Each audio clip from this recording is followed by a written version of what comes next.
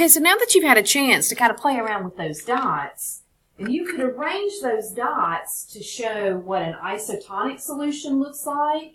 All right, so let's write that down. So you could show what an isotonic solution, you can even show what a hypotonic solution looks like, as well as a hypertonic solution. Now these are all going to be demonstrative of, or a demonstration rather, of osmosis when we're looking at the diffusion of water. And it's the dissolved particles that are controlling that. I mean, because remember, we're like 80% water, some more, maybe some less. So the only way that you can really control the flow of water is to control the number of molecules. Now this is all going to feed back to facilitated diffusion, which is moving stuff with the help of transport proteins. In other words, there is no ATP being spent. So no ATP being spent. So passive transport is the name of the game here. So if it's passive, that means it is following the concentration gradient. So concentration gradient. Okay, so it's the concentration gradient. Now, so what does that mean? Well, that means it's going to go from an area of high concentration to an area of low concentration. And I'm going to give you the analogy of kind of riding a bicycle or climbing stairs. It's so much easier to ride down the hill or to climb down the stairs than it is to go up. In order for you to go up the hill on your bicycle or go up the hill, up the stairs, you're going to have to invest energy. So, but right now, this is all just looking at passive transport. We are following the concentration gradient. We're going from an area of high concentration to an area of low concentration. And I'm hoping that you use the dots to show that. In the little envelope of the dots, of course, you found there were arrows. There was also a circle if you wanted to. That could demonstrate the cell. Or you could use the cell membrane that you constructed. Either way, it's fine. And of course, the dots are going to be your dissolved particles. But now, are you always going to be in a situation where you can have, excuse me, let me get rid of some of this white here, because this is very, okay. Put our pen. Okay. We'll stay with white. But are you always going to have a situation where you're not going to have to use energy? And of course, the answer to that is no way in the world is that going to happen. So now we have to talk about something called active transport.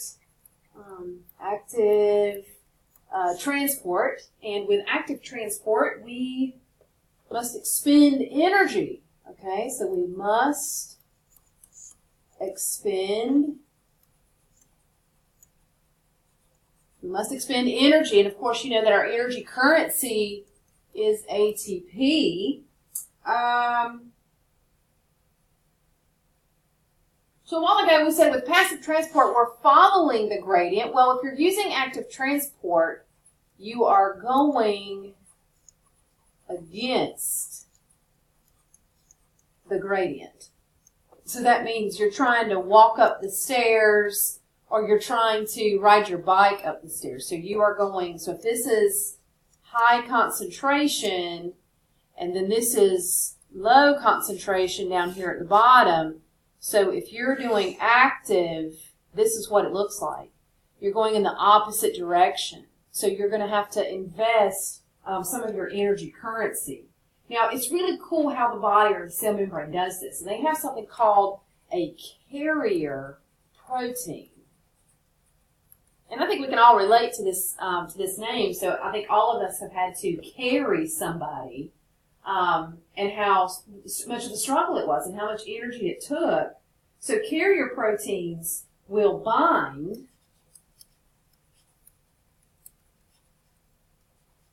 with a, with a particle or a molecule or whatever it is that they're trying to move.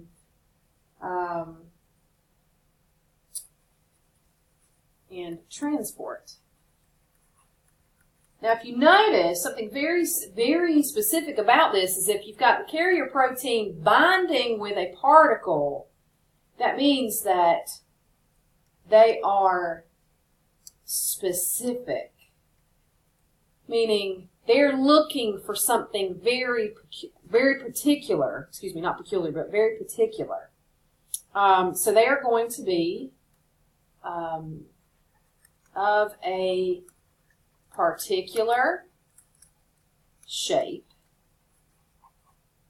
So of a particular shape that fits the molecule or the ion that it's moving.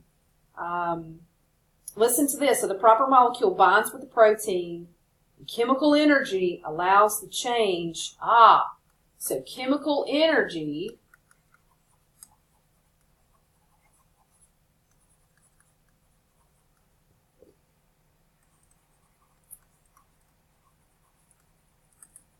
allows the protein to change shape. And I mean, so think about having to change your shape. You know, think about having to, the investment in getting those muscles and getting in shape or whatever. You have to invest energy into doing that. And the same thing is happening with these carrier proteins. So let's see. And the particle is going to be physically moved to the outside of the membrane. Of course, we can draw that conclusion. And, of course, it will go back to its original shape after the movement.